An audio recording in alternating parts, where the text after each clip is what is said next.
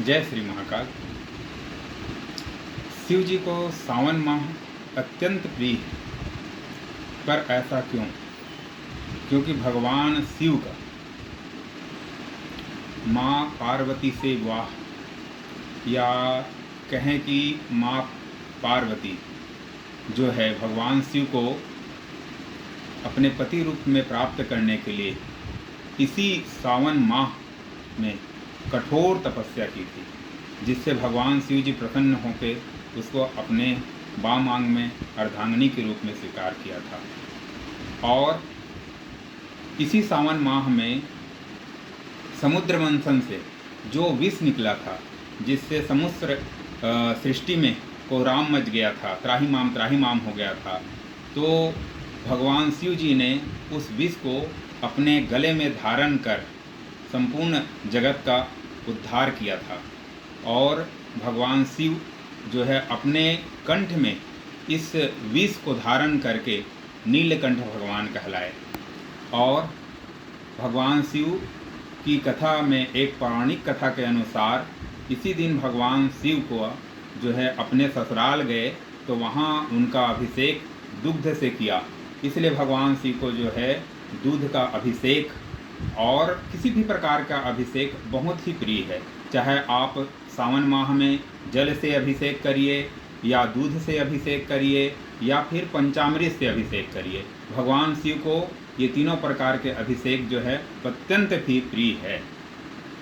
और कुछ ग्रहों के अनुसार से भी आप अभिषेक कर सकते हैं। जैसे गुरुदेव बृहस्पति आपके कुंडली में अगर सकारात्मक परिणाम नहीं दे रहे हैं तो आप जो है शहद से भगवान शिव को अभिषेक करिए। इससे गुरुदेव बृहस्पति की कृपा की प्राप्ति होगी और उसकी सकारात्मक परिणाम आपके कुंडली में मिलना चालू हो जाएंगे।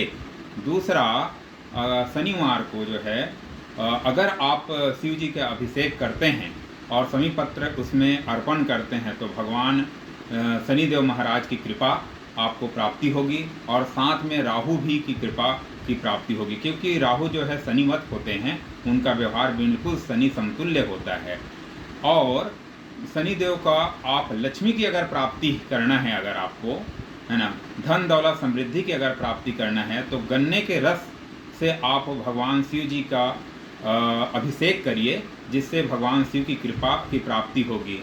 और बेल का जो है उसका बेल का जो शरबत बोलना चाहिए, उस शरबत से भी आप शिव जी की अभिषेक कर सकते हैं।